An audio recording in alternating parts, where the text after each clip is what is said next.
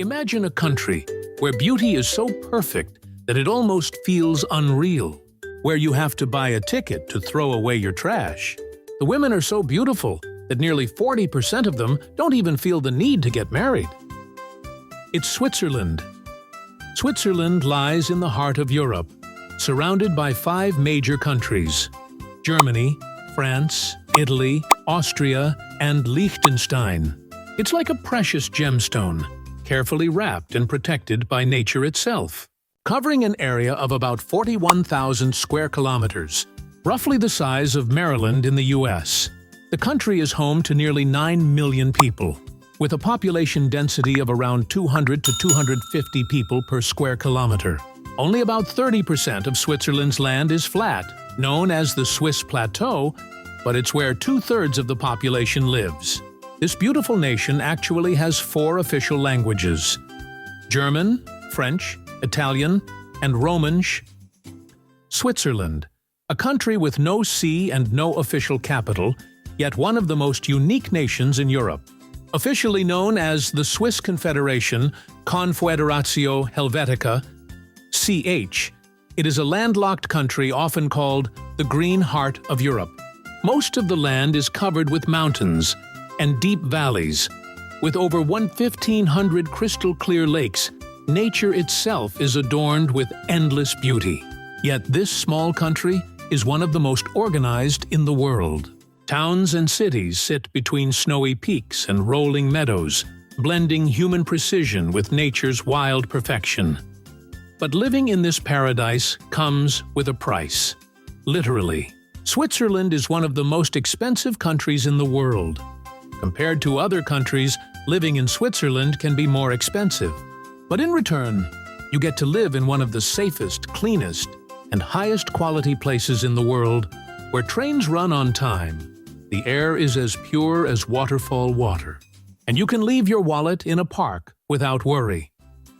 In major cities like Zurich or Geneva, renting a 1-bedroom apartment in the city center can cost around $1,600 to $2,200 per month. In the suburbs, it's more manageable, approximately $1,200 to $1,600.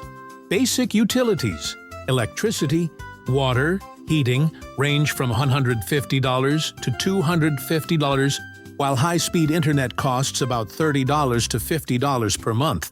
A meal at a restaurant can cost $15 to $25, while cooking at home may cost $350 to $450 per month. Overall, the monthly cost of living for a single person in Switzerland is around $2,800 to $3,800. This is 30 to 50% higher than the European average and 10–20% higher than many expensive US states. So, why do thousands of foreigners choose to live here every year? Switzerland offers world-class healthcare and nearly perfect public services. If you live in smaller cities like Lucerne, Lausanne, or St. Gallen, costs can be 30–40% lower, while the quality of life remains nearly the same. The Swiss government strongly supports work visas for highly skilled professionals, student visas, and long-term residency. Many international companies here also offer high salaries to help cover the cost of living. Moreover, the average income of Swiss people is among the highest in the world, with an average monthly salary of around $7,000. Yet salaries are high too, with average yearly income near 85,000 Sao Chotref. The Swiss don't chase luxury, they chase balance. They plan, save, and live responsibly. But Switzerland isn't just about postcard scenery or luxurious watches. It's one of the highest standards of living in the world. This cultural diversity also reflects in the beauty and character of Swiss women. Swiss women are known for their cool and graceful beauty. Not flashy or overly glamorous, but the kind that makes you stop and stare for a few seconds before you even start a conversation. They are usually elegant, simple, wear little makeup, and most importantly, they carry themselves with quiet confidence. Their active outdoor lifestyle, sailing, hiking, and cycling keeps them naturally fit, healthy, and gives them that glowing, rosy skin tone. If you had to choose where the most beautiful Swiss women live, most people would immediately say Zurich and Lucerne. Zurich has that sense of German discipline. Girls in neat coats waiting for the train at 6 a.m., standing tall, looking straight ahead, not even needing lipstick to look perfect. Lausanne, on the other hand, is a French-speaking city, softer in spirit, more charming with a touch of Mediterranean freedom. Even though they are beautiful, independent, and successful, the marriage rate among Swiss women aged 30 to 45 is lower than that of men in the same age group. It just shows that not every paradise is filled only with angels, and Switzerland is no exception.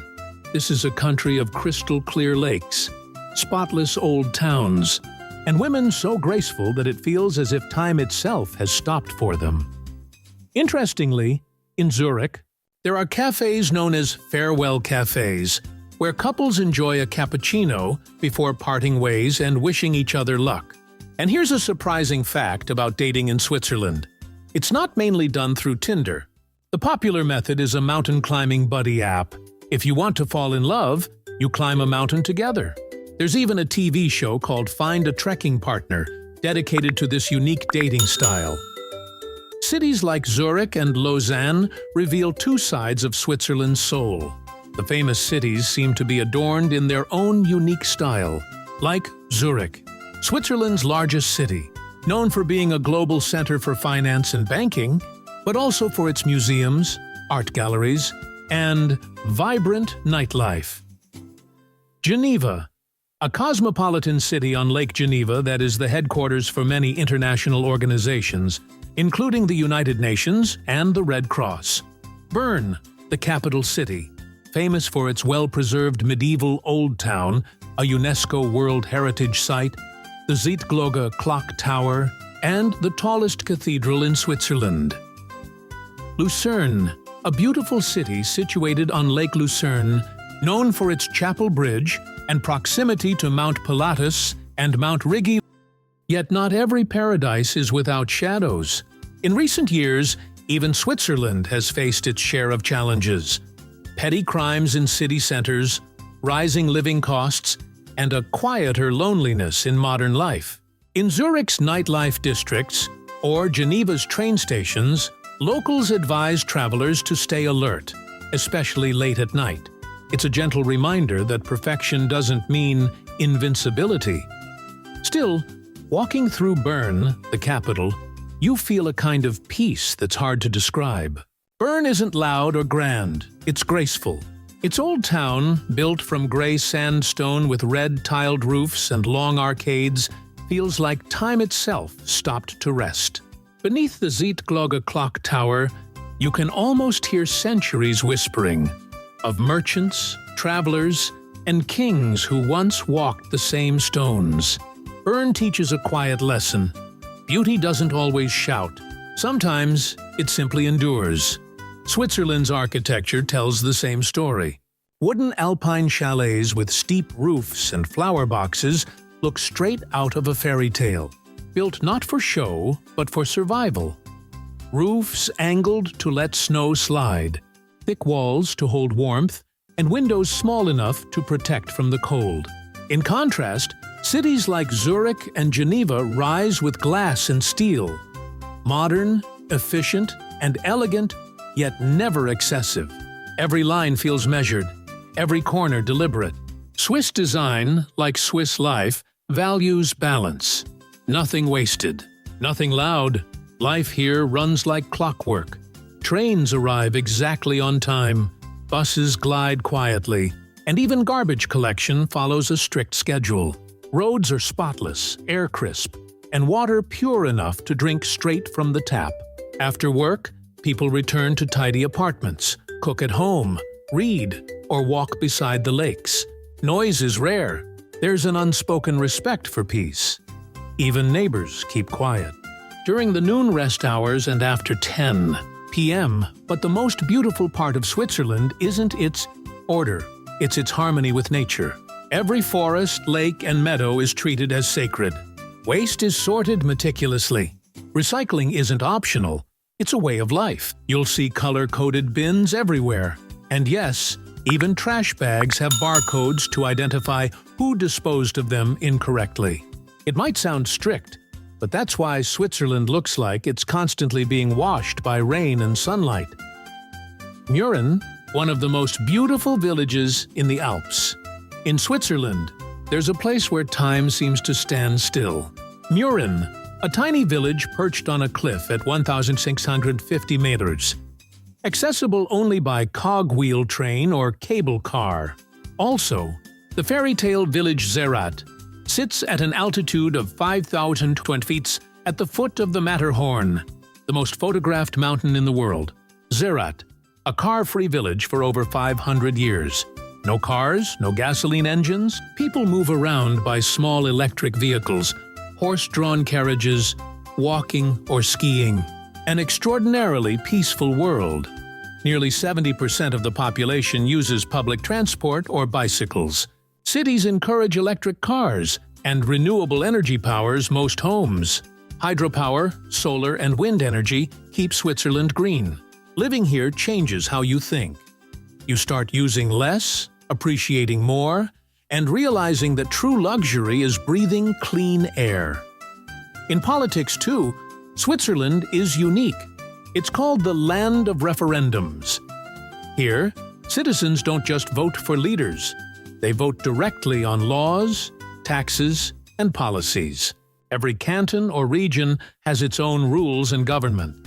It's democracy in its purest form, quiet, efficient, and deeply participatory. People here don't protest loudly. They discuss calmly. They don't seek to dominate. They seek to agree. Religion, once a defining part of Swiss life, now blends peacefully with modern secularism. Catholic and Protestant churches still ring their bells, but beside them stand mosques, temples, and synagogues, all coexisting in quiet respect. Switzerland believes in freedom, but also in responsibility.